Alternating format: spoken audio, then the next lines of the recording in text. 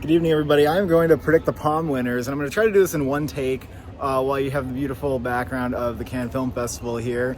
So if I take a long pause, I'm sorry, and also I cannot reference the name of actors, so memorizing them, I am going to fail a little bit. So firstly, what do I think is going to win Palme? I'm just going to go with like the simpler answer, and that is sentimental value. And I see some people like speculating, could they be like tired of Neon, or could they go with something a little bit more out there, a little bit more experimental, like Resurrection, or maybe the Panahi film. And there's speculation about, Juliette Binoche, her taste, maybe she'll really like A Simple Accident, because she said that she's like professed love for Panahi in the past. But the jury, like the way it's been going is it just seems to land on the film that a lot of people like generally like, kind of a good audience film. Titan's like the main exception to this, but even that was like a really buzzy title here. But like, I don't even think it correlates very much with like the critics jury grids. If you see those, like Triangle of Sadness, like famously scored low there.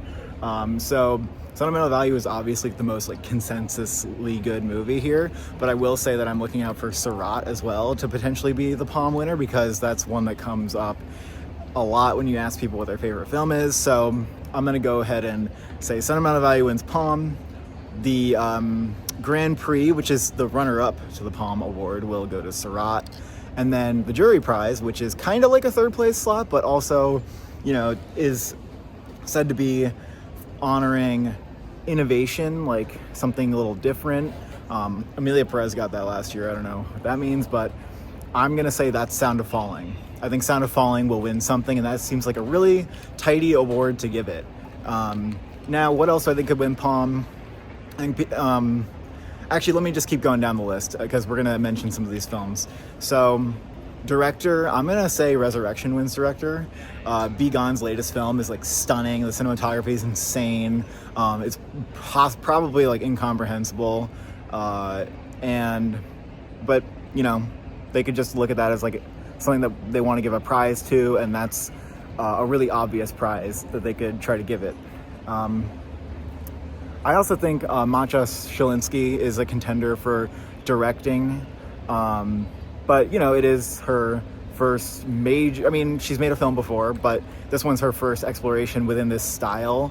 And Bigon has had other films and is more established, so they could also give it to Panahi here. I do think Panahi's going to get an award, but we're going to get to that, what award I'm going to predict him for, because I do genuinely believe he's going to get something.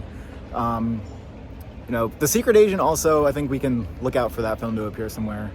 That could place for the Palme, could maybe get director, I'm not sure. Anyway, actress, this is like the name I can't really memorize, but the actress from Woman and Child, I'm going to predict that she wins this award.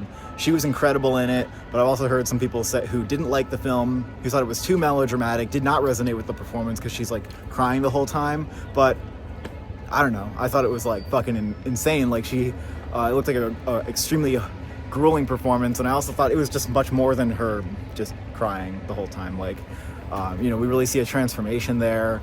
And Woman and Child was, I think, a solid film.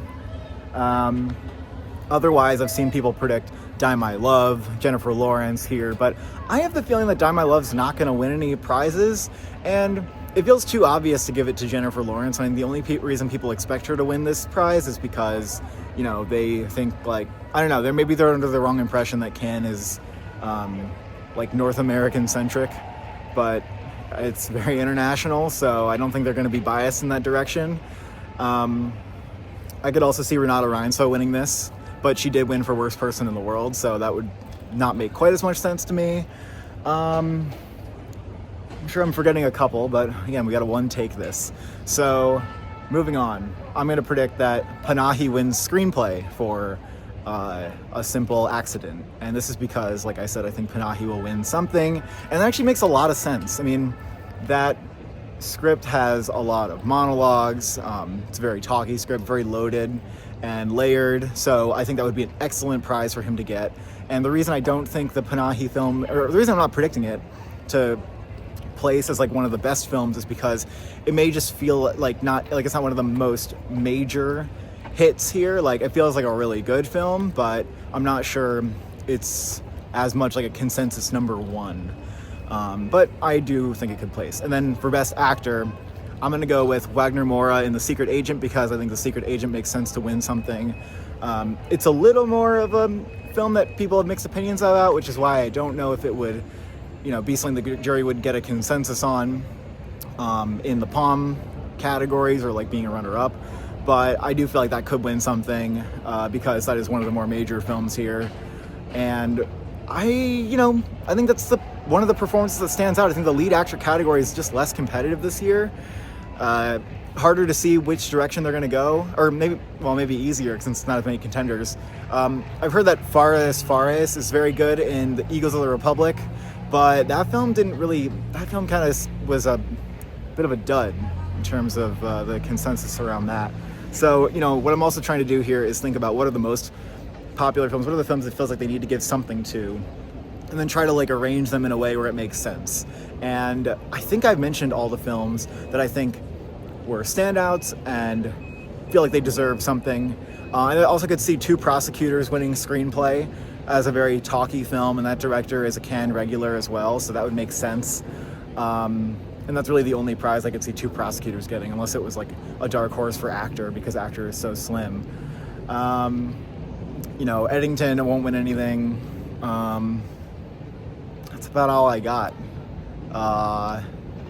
Let's see how many of these I get right. Let's see if I'm totally off base. It's kind of hard to predict since it's just a jury coming up with the prizes. I'm kind of rooting for Surratt, to be honest. I'm rooting for that to win something. So maybe that's also a dark horse for director, as another side note.